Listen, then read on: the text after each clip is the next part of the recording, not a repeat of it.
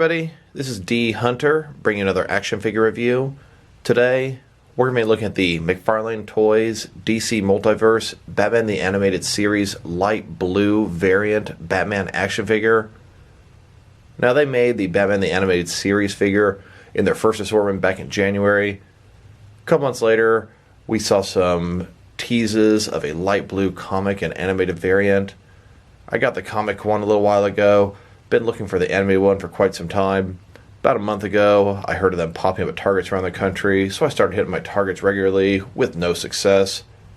Target.com finally put up a figure that said blue animated McFarlane Batman, but they pictured the comic Batman, went ahead and gambled, ordered him, got the right figure, very pleased. Now this was the last figure I needed to be fully caught up on the McFarlane DC Multiverse line, at least until the Walmart metal figures come out. So let's go and check out the packaging here. Now this figure is a little odd. The way he's sort of proportioned is based off the new Batman Adventures, but what the original one was sort of done in the Batman the Animated Series color scheme, so it's sort of a hybrid of both versions. And that actually appeals to me personally because I have figures of both those guys and it's cool to have something a little different. But it is definitely not screen accurate to Batman the Animated Series. So the packaging here at the top, you can see it's got 22 moving parts, McFarlane Toys. You can see the Spawn logo there. Ages 12 plus. And then here he is. Huge broad shoulders, huge torso area with some really skinny legs. The light blue color is pretty cool, more of a classic Batman look. But once again, not accurate to either cartoon. Got pouches all over his utility belt. Looks like he has alternate hands, a grapnel launcher, and a batarang. Looks like a card to stand in the background there. DC Multiverse Batman. One side here, Batman the Animated Series. The other side, it simply says Batman. At the bottom, there's a barcode in case that helps anybody. Notice it says DC Wave 2 Animated Batman Variant Blue-Gray. The back side here, here's Batman from Batman the Animated Series. Here are several other McFarlane figures. We've got Nightwing, Armored Superman, Detective Comics Batman. Oh, there's that Harley Quinn figure from Birds of Prey that they apparently are not going to release. And then we've got the comic Harley Quinn as well. So, with no further ado, let's crack them open. And yes, I did get two of these figures. One of them to open and enjoy, and one of them to keep unopened in my complete 6 and 7 inch Batman unopened action figure collection. Alright, now that we got this figure out of the package, here he is with all of his accessories laid out. Like I said before, he comes with a collector's card, a display stand, 2 alternate hands totaling 4 interchangeable hands, a batarang, and his grapnel gun. But before we look at the accessories, let's check out the actual figure. This is loosely based off Batman the Animated Series. It's got that huge square jaw, those huge broad shoulders, huge torso area with some small little skinny legs. Looks like single jointed elbows. Looks like a butterfly joint hidden under there. Looks like double jointed knees. This guy is already feeling a little top heavy. Took me a sec to get him to stand up properly. Got the classic bat signal there. The utility belt looks good. Bunch of pouches all around. Not too much else to report about this guy.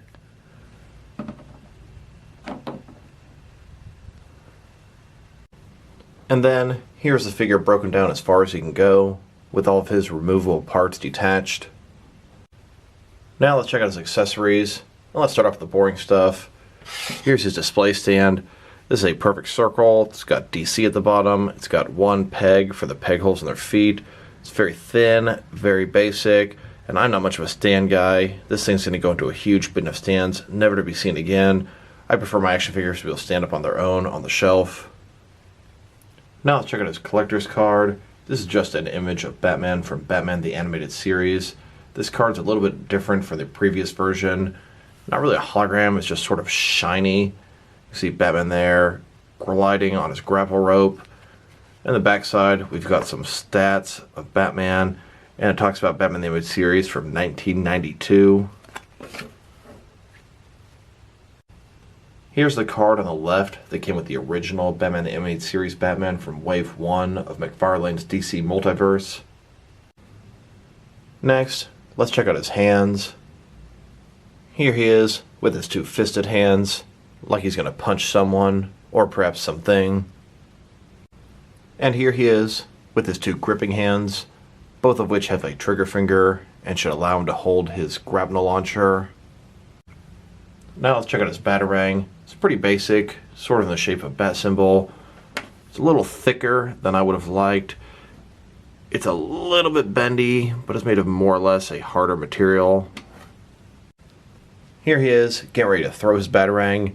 And if you're curious how much the cape is going to obstruct his shoulder articulation, it is made of a soft material. It can be lifted up, but his arm goes pretty much that far back. Not too bad.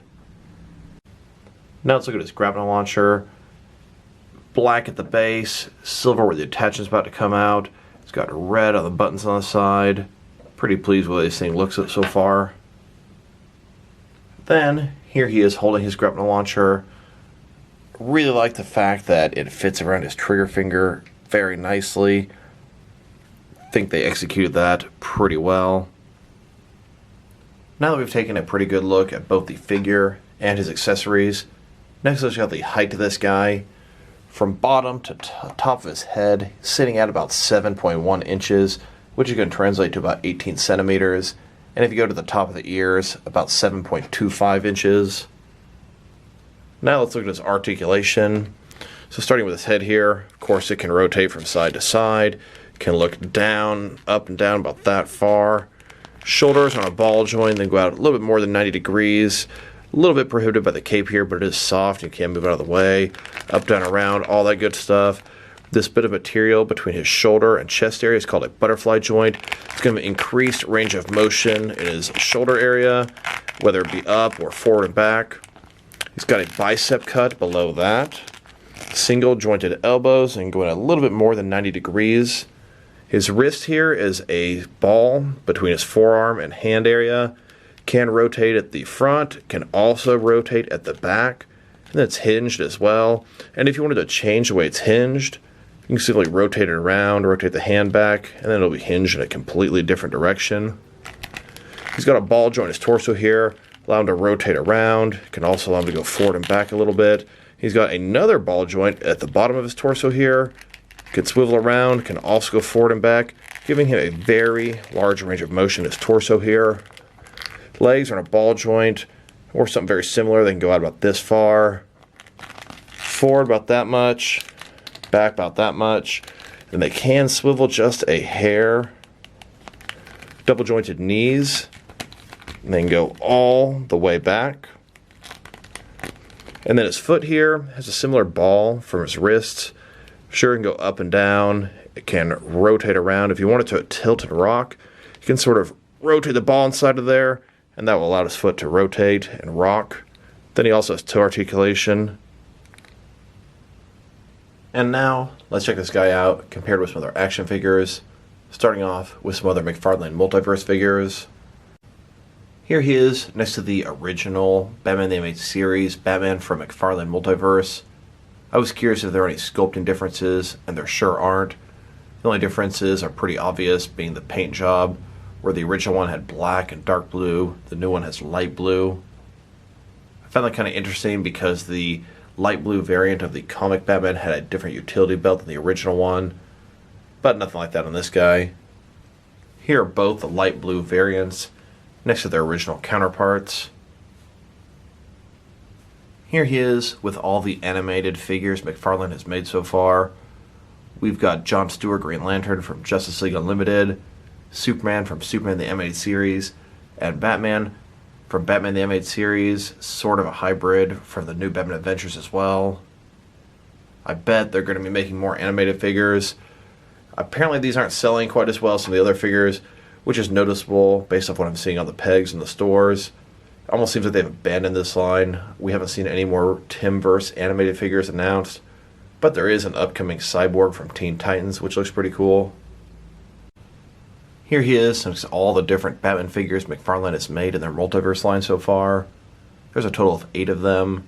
Although I personally don't consider the Man Who Laughs a Batman variant, I consider a different character, but I believe technically he is Bruce Wayne from a different multiverse. Here is the entire McFarlane DC Multiverse collection. We've got a total of 21 figures and one vehicle so far.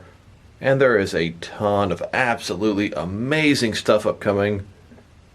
The next wave we're going to get is the Walmart exclusive metal figures. I don't believe they're going to be Walmart exclusive the entire time, but Walmart's going to get the first crack at them. We've got some Arkham Knight and Arkham Origins figures, Teen Titans animated Cyborg, all kind of additional metal figures coming out, more White Knight figures, just an endless stream of gorgeous figures coming from McFarlane. Here he is next to a couple of animated Batman figures from both the animated series and the new Batman Adventures. These were from DC Direct, a little bit smaller scaled, but you can see why I said this figure is sort of a hybrid between Batman the Animated Series and the new Batman Adventures. With the original McFarlane release, I would say his sculpt is mostly the new Batman Adventures. His head, his chest, his cape, his gauntlets, his belt, all screams the new Batman Adventures. With the original McFarlane release, the color scheme was Batman the Animated Series. Now this one here is almost like the new Batman Adventures with a 70s comic style color scheme. Very interesting and bizarre release. Like I said before, I personally kind of actually enjoy that because I have figures of all these different versions. It's nice to have a unique one. But we should have got a legit Batman the Animated Series figure. Here's the evolution of the Bruce Timm animated universe, referred to as the Timmverse.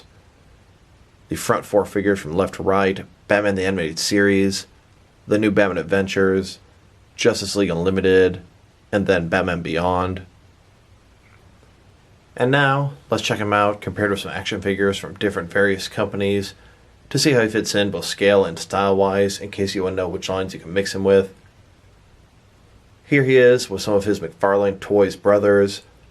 In front of you are 5 different action figure lines, all from McFarlane Toys, all 7-inch. And here he is with some more McFarlane action figures. These other 4 are all from McFarlane video game properties.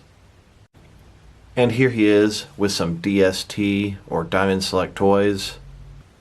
Then with some DC Direct and DC Collectibles Batman figures. And here with some NECA figures. Then with some Mattel wrestling figures. And here he is with some Mezco 1/12 cloth soft goods action figures.